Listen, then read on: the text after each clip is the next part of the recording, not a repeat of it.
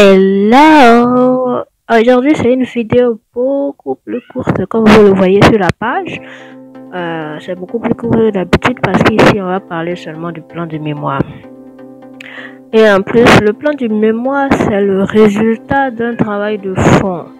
Parce que, en effet, vous allez le voir, c'est une question de forme d'expression plus qu'autre chose. Parce que le plan du mémoire, c'est le résultat de tout le travail que vous allez accomplir à partir de mes vidéos précédentes. Donc, c'est une réflexion, c'est le résultat de toute la réflexion que vous avez menée sur le problème et la réponse de juriste que vous avez donnée au problème. Donc, le plan, c'est plutôt un résultat du travail de fond que vous avez accompli pendant longtemps. Donc, je ne trouve pas que pour ce plan du mémoire, il y a besoin de faire une grande vidéo de 10 minutes, mais je ne sais pas combien de minutes exactement ça va faire. On va voir. Donc, c'est parti. Donc, on va commencer par la forme, parce que c'est ça le plan en fait. Le plan, c'est mettre en forme, comme sur une étagère, les éléments de ce que vous avez pensé du sujet, votre réflexion, vos arguments. Donc, la forme du mémoire est très classique. La forme du mémoire en droit est très classique. C'est composé de deux parties.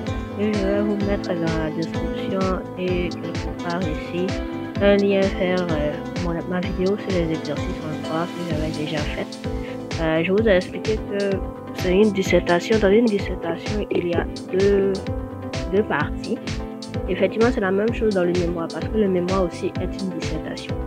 Donc, comme c'est une dissertation, on va faire en deux parties.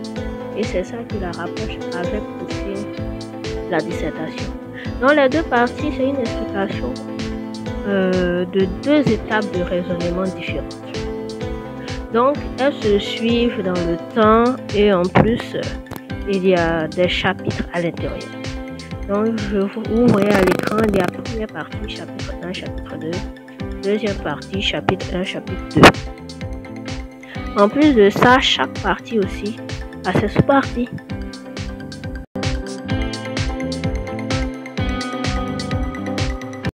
Au niveau des chapitres, on retrouve deux sections. Donc, chaque chapitre a sa section, si vous comprenez bien jusqu'à présent.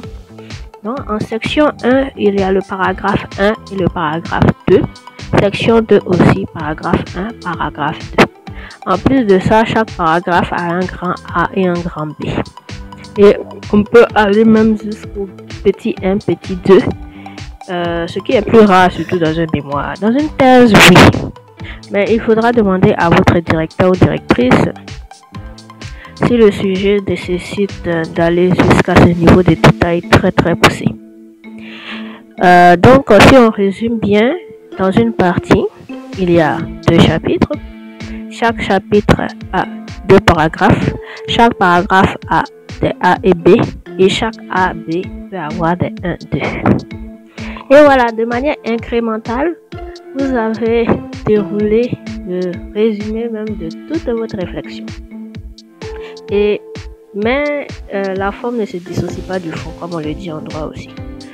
Donc, on va aller sur le fond. Ici, quand je parle du fond, il ne s'agit pas de ce que vous allez écrire dans le code du devoir. En fait, quand je parle du fond, c'est parce que le plan doit faire résonner vos idées. En fait, ce sont comme des étiquettes. Donc, quand vous avez une étiquette, par exemple, sac à dos, c'est trop général. Il faut dire sac à dos de sport, sac à dos de gymnastique, sac à dos de course. Voilà. Donc, c'est très simple, mais c'est ça en fait. Donc, de ce que vous voyez à l'écran, le fond doit suivre une logique. C'est-à-dire que le plan doit suivre une logique qui suit ce que vous avez appris et ce que vous voulez transmettre. Donc, en fait, il va falloir faire beaucoup d'adjectifs. Il va falloir que le plan réponde à la problématique. Et c'est ça même qui est le plus difficile.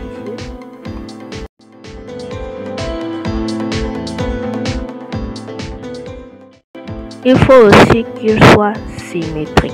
Qu'est-ce que j'entends par symétrie? C'est qu'il doit y avoir un lien entre la première partie et la deuxième partie.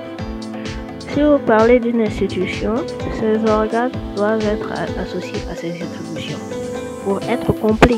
Voilà. Donc, à l'intérieur aussi, vous allez voir si ces attributions sont trop nombreuses, si ces attributions aussi sont insuffisantes, et c'est ainsi que vous pourrez élever la réflexion. Donc, vous ne pourrez pas faire un plan comme ça qui va tomber du ciel, et c'est pour ça que cette vidéo-là va vous permettre de voir si vos plans répondent à tous ces critères-là. Sur ce, merci beaucoup de votre attention et merci de vous abonner. À bientôt.